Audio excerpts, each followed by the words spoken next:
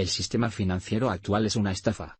Te están robando sin darte cuenta. Cada vez trabajas más, pero el dinero no parece llegar en proporción a la energía y el tiempo que dedicas a trabajar. Eso es porque el sistema financiero es una estafa. La mayoría de la gente está dormida, pensando que es una mentira y una conspiración.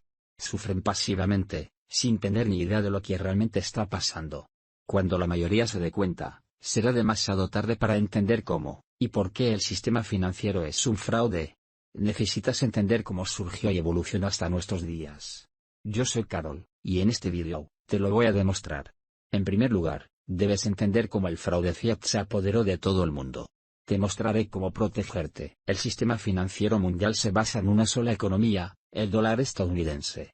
Estados Unidos tiene el exorbitante privilegio de ser el país que imprime el dinero, y determina las políticas monetarias que sigue el mundo.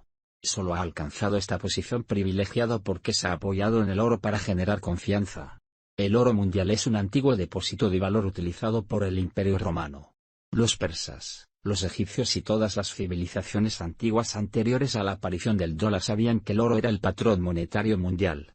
Era el dinero que todo el mundo utilizaba para los pagos y para almacenar la riqueza. El oro alcanzó esta posición debido a sus importantes propiedades monetarias. El oro es escaso, difícil de producir y falsificar. Es portátil, divisible y dura eternamente sin estropearse. Solo se pueden descubrir y explotar nuevos yacimientos. No se puede crear oro. Cualquier otra cosa que el dinero se estropearía. El oro es escaso, difícil de producir y se puede falsificar fácilmente. Es portátil, divisible y dura eternamente sin estropearse. Solo se pueden descubrir y explotar nuevos yacimientos. Cualquier otra cosa se estropeaba, no era duradera y no era tan escasa. Otros productos y metales son mucho más fáciles de reproducir que el propio oro. Estas son las propiedades ideales que han hecho del oro dinero durante milenios. Con el tiempo, el oro absorbió valor y llegó a representar valor. Se monetizó y se convirtió en el principal patrón monetario mundial de los siglos. El patrón oro aportó eficiencia. Todos los precios podían representarse en una única constante porque permitía acuñar moneda. Transformar un trozo de metal en una moneda con forma, lugar y valor. Esto facilitó mucho el comercio. La monopolización del manejo del oro como dinero por parte de los imperios es la base de los bancos modernos. Los primeros bancos, que surgieron hacia 1600, eran reflejos de los bancos de hace 400 años. En aquella época, los banqueros empezaron a pagar intereses a los clientes por las monedas almacenadas en sus cámaras acorazadas para traer más monedas de oro. Se dieron cuenta de que no todo el mundo canjeaba las monedas al mismo tiempo. Así se dieron cuenta de que era aceptable tener en las cámaras acorazadas menos monedas de oro de las que los clientes habían depositado. Este es el sistema de reserva fraccionaria. En el pasado, los bancos se dieron cuenta de que si uno depositaba 30 monedas de oro, por ejemplo, y recibía una moneda al mes como interés, esto animaría a más gente a depositar su oro al mismo tiempo, con lo que el banco tendría más oro en sus reservas. La promesa de intereses motiva a la gente a depositar más dinero en el banco, trasladando de hecho la riqueza a estos intermediarios. Esta es la génesis de la mentalidad fiat, en la que la gente se deshace de algo valioso a cambio de una recompensa que es inferior a la cantidad total de riqueza que posee. La cuestión es que en lugar de utilizar los intereses prometidos a los clientes, el banco utilizó estratégicamente las monedas de oro de otros clientes que las habían depositado en sus reservas. Esto permitió al banco atraer más monedas. Afortunadamente, no todos los clientes querían retirar sus monedas al mismo tiempo. Si no lo hacían, el banco quebraba. Esto condujo a una época en la que los banqueros cambiaban oro por billetes y, cuando se les acababan, sus mesas se rompían literalmente. Los bancos que sobrevivieron a este periodo innovaron creando contratos que garantizaban el canje del dinero por monedas de oro. Con el tiempo, estos contratos se redujeron y se transformaron en papel moneda, que sigue existiendo hoy en día. La diferencia es que hoy no se pueden cambiar dólares por oro. El antiguo billete representaba una promesa contractual de pagar al portador en oro. Es importante darse cuenta de que la verdadera riqueza no estaba en el papel del contrato, sino en las monedas de oro que quedaban en el banco. Si un banco se volvía muy rentable, atraía mucha liquidez. Estos bancos surgieron en todo el mundo y empezaron a competir con los comerciantes, principalmente en Venecia y Londres. En 1694, el primer banco de reserva fue el Banco de Inglaterra, apoyado por el gobierno inglés. Los bancos más rentables pasaron a formar parte del Estado. Este modelo se reprodujo en Estados Unidos en 1913 con la creación de la Fed, el Banco Central estadounidense. Al igual que el Banco de Inglaterra, la Fed estaba formada por 12 bancos privados regionales que se transformaron en un banco central de propiedad exclusiva del gobierno. Así fue como la relación entre gobiernos y bancos centrales se expandió por todo el mundo, aumentando la influencia de los gobiernos sobre el oro de la población. Los gobiernos se financian ahora obligando a la población a pagar impuestos e imprimiendo dinero. La vinculación de los billetes de papel físico al oro real legitimó toda esta operación. Pensaban que el papel moneda tenía la garantía de ser convertible en oro, pero el fraude del fiat comenzó precisamente cuando los gobiernos necesitaron financiar guerras. Cobrar impuestos no era la forma más fácil de financiarse. La gente se negaba a pagar más impuestos, así que los gobiernos imprimieron más dinero del que tenían en oro en sus arcas. Abusaron de la confianza que la población les otorgaba. Los bancos centrales imprimen más dinero independientemente de la demanda. Los precios suben. Se produce la inflación. El valor de los bienes, productos y servicios se diluye completamente por la creación de más billetes de la nada. En aquel periodo posterior a la Primera Guerra Mundial, Estados Unidos se dio cuenta de que varios países habían abandonado el patrón oro y empezaron a imprimir dinero. El país sobreviviría mejor la posguerra. Los estadounidenses decidieron confiscar la riqueza de su propia población con el Decreto Ejecutivo 6102, ordenando a la gente que entregara todo su oro al gobierno. Quien no lo hiciera sería encarcelado o pagaría una multa de $10,000, una fortuna en aquella época. El gobierno estadounidense se apoderó de la riqueza de la población mediante el Decreto Ejecutivo 6102. Este decreto ordenaba a la población entregar todo su oro al gobierno. Los que se negaban eran encarcelados o multados con $10,000, una suma importante en aquella época. Esto significaba que el valor del dinero ya no estaba vinculado al valor del oro. Los estadounidenses pusieron fin a la convertibilidad del oro para la propia población. Aprobaron una ley, obligando a la gente a entregar su riqueza. Fue un robo masivo, similar a lo que ocurrió con los ahorros de los brasileños en los años 90. Estados Unidos es el centro del sistema financiero mundial. Obviamente, la Reserva Federal ha impreso nuevos billetes de dólar, y ha eliminado las palabras canjeado en oro de los billetes. Así es como los banqueros centrales lograron sustituir el oro por el dólar mediante un robo a gran escala a la población. La Segunda Guerra Mundial puso de nuevo a Estados Unidos en una posición de fuerza, ya que otros países utilizaron todo su oro para cubrir los costes de la guerra. Estados Unidos hizo lo contrario. Vendió armamento, alimentos y otros bienes a Europa, y a otros países en guerra a cambio de oro. Estados Unidos poseía el 70% de las reservas mundiales de oro en 1947, gracias al oro que extrajo de su propia población durante la Primera y la Segunda Guerras Mundiales. Estados Unidos aprovechó su condición de mayor acreedor del mundo para organizar una reunión en Bretton Woods con más de 40 países.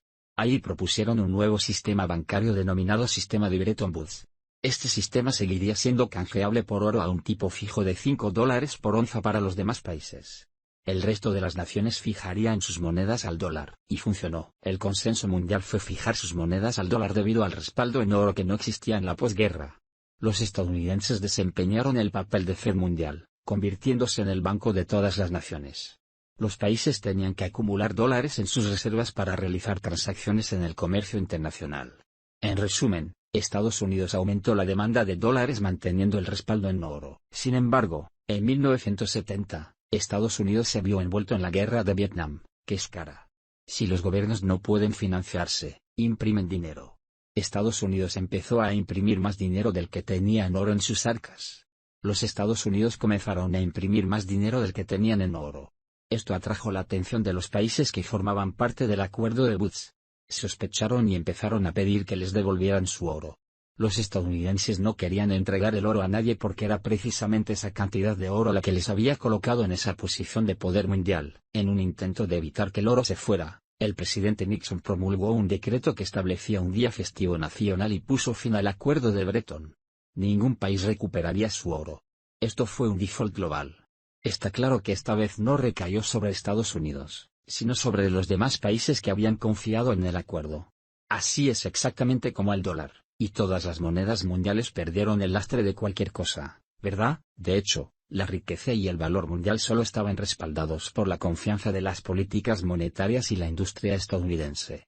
Este sistema ha continuado hasta nuestros días desde 1971, cuando se inició el mayor fraude de nuestra civilización, el dinero fiduciario. El fin del respaldo en oro en Estados Unidos significa que pueden imprimir dinero sin guardarlo en oro ni en ninguna otra cosa de valor. Otros países siguieron el ejemplo. Desde entonces, todos los bancos centrales han estado imprimiendo dinero de la nada. Estados Unidos ha impreso el 60% de los dólares en circulación del mundo. El dólar ha perdido el 97% de su valor desde su creación, y el real ha perdido el 87% de su valor desde 1994. La razón de esta devaluación es la dilución del valor debido a la creación ilimitada de nuevas monedas. Está claro que se trata de un fraude. Cuando los bancos y los gobiernos crean dinero de la nada, se benefician de la inflación, mientras que el resto de la población se empobrece. Es evidente que se roba sutilmente a la población. Está claro que hay dos formas en las que se produce el robo del dinero fiduciario: a través de las imprentas de los bancos centrales, y a través de los bancos que pueden crear dinero de la nada, respaldados por los bancos centrales. Esto ocurre en todas partes, en Estados Unidos, en Brasil y en todos los países con un patrón de oro que ha sido desbloqueado. Como mencioné al principio del video, si todos los clientes de los antiguos bancos retiraran sus monedas de oro, se verían perjudicados. Lo mismo ocurre hoy en día. El robo de fiat se produce de dos maneras: a través de las imprentas de los bancos centrales, y de los bancos que pueden crear dinero de la nada, respaldados por los bancos centrales. Esto ocurre en todas partes. En Estados Unidos, Brasil y todos los países con patrón oro, existe el fraude fiat desbloqueado. Como dije al principio del video, si todos los clientes de los antiguos bancos retiraran sus monedas de oro, saldrían perjudicados. Lo mismo ocurrió en marzo de 2023 cuando se produjeron corridas bancarias en Estados Unidos, y bancos como Silicon Valley y First Republic Bank tuvieron que ser comprados por UBS para evitar la quiebra. UBS compró Credit Suisse en 2008 para evitar la quiebra durante la crisis global. Los bancos de todo el mundo solo no quebraron porque los gobiernos rescataron a muchos de ellos de la quiebra. Simplemente tienen un modelo de negocio que ha sido insostenible durante siglos. Sobreviven a las crisis gracias al cártel entre bancos y gobiernos, mientras que las empresas más pequeñas quiebran y no tienen acceso al crédito. En pocas palabras, es un sistema que privatiza los beneficios para los amigos de King y socializa las pérdidas para la población. Esto es un robo porque cuando los gobiernos imprimen dinero, proporcionan directamente liquidez a los bancos. Los gobiernos imprimen dinero y lo invierten en activos. Estos activos se revalorizan, enriqueciendo a la élite y empobreciendo al resto. Imprimir dinero es una forma de robo porque reduce la deuda pública pero aumenta la deuda de la población. Los gobiernos recaudan más impuestos debido al aumento de los precios, creando la ilusión de que las empresas y los trabajadores se están beneficiando cuando, en realidad, el coste de producción también ha aumentado. En consecuencia, los tipos impositivos suben, pero la ganancia real se ve disminuida por el aumento de. El gobierno suele aplazar los ajustes fiscales, y nunca los ajusta en función de la inflación porque les resulta muy cómodo. Esquiman más a la población a través de la inflación sin ni siquiera aumentar el tipo impositivo. Lo hacen imprimiendo dinero y empujando a la gente a pagar impuestos cada vez más altos. Pero no solo los gobiernos pueden imprimir dinero. Los bancos también pueden crear nuevas monedas a través del crédito bancario con contratos de préstamo, por ejemplo. El gobierno es muy consciente del coste de producción, y a menudo aplaza los ajustes fiscales para evitar ajustarse a la inflación. Por medio de la inflación, reducen el gasto de la población sin aumentar el tipo impositivo, imprimiendo dinero y empujando a la gente a pagar impuestos cada vez más altos. Los gobiernos pueden imprimir dinero y los bancos pueden crear nuevas monedas a través del crédito bancario, como los contratos de préstamo. La mayor parte del dinero en circulación es creado por los bancos. Los bancos necesitan dinero para prestárselo a alguien o a sí mismos, así que le dicen a un banco central que necesitan liquidez. El banco central simplemente emite al banco un bono con el tesoro del gobierno.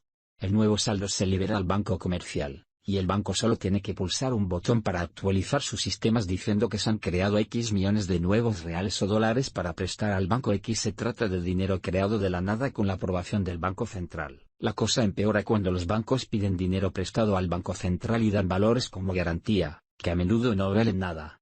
La crisis de las hipotecas de alto riesgo es un ejemplo perfecto. Durante esa crisis, los bancos concedieron préstamos a personas que no podían hacer frente a la deuda. En otras palabras, el banco realizaba excelentes operaciones de riesgo.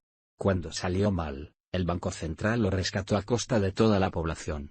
La situación empeora aún más cuando los gobiernos liberan dinero recién creado a los bancos. Solo liberan la cantidad que los bancos piden para prestar a otros, pero el interés que los bancos reciben por prestar dinero que fue creado de la nada por el Banco Central es solo la cantidad principal del préstamo. Los intereses no se crean y solo aparecen en el balance del Banco Central. El banco solo libera la cantidad que los bancos piden para prestar a otros.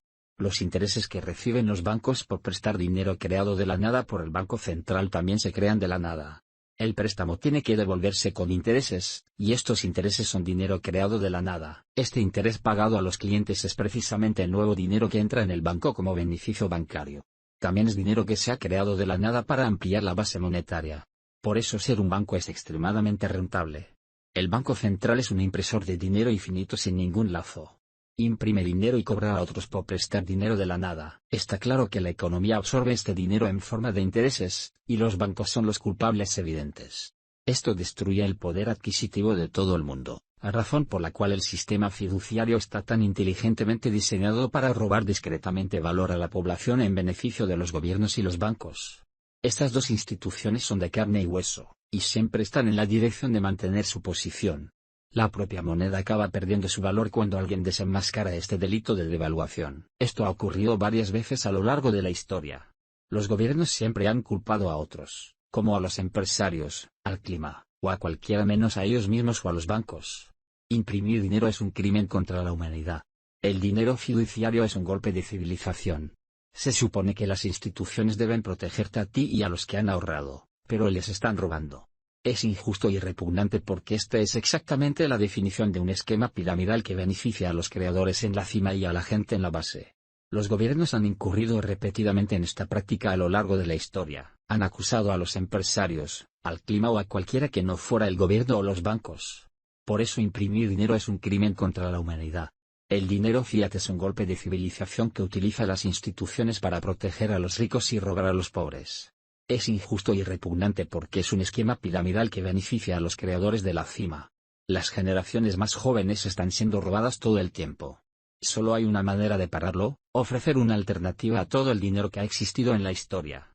Los gobiernos o los imperios han podido manipular la oferta y crear más monedas de la nada.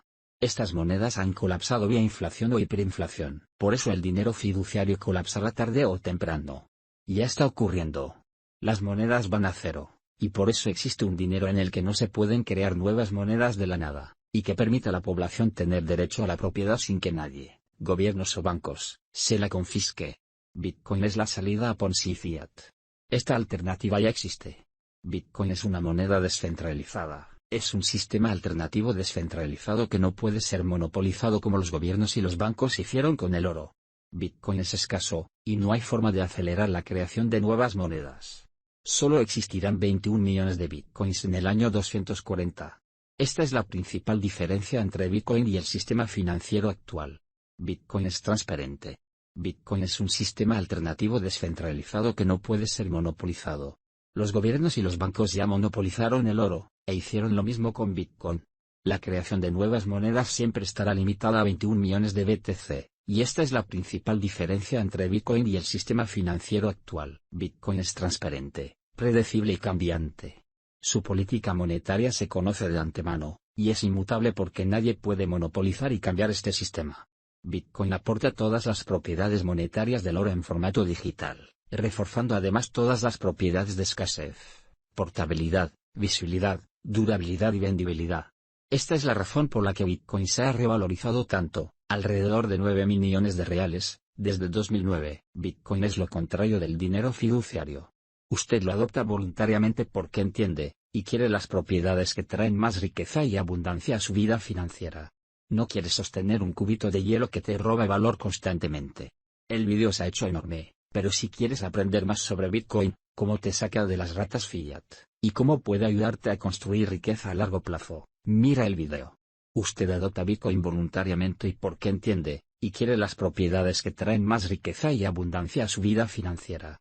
Usted no quiere sostener un cubo de hielo que constantemente le roba valor. Si quieres aprender más sobre Bitcoin, cómo te saca de la rata fiat, y cómo puede ayudarte a construir riqueza a largo plazo, te invito a ser mi Bitcoin Starter. Te mostraré cómo comprar, ahorrar, invertir, guardar Bitcoin de forma segura e independiente. El enlace está en la descripción. Ahora que entiendes que el sistema financiero es un fraude, puedes salir de esta estafa Ponce. Hasta la próxima vez. Opte por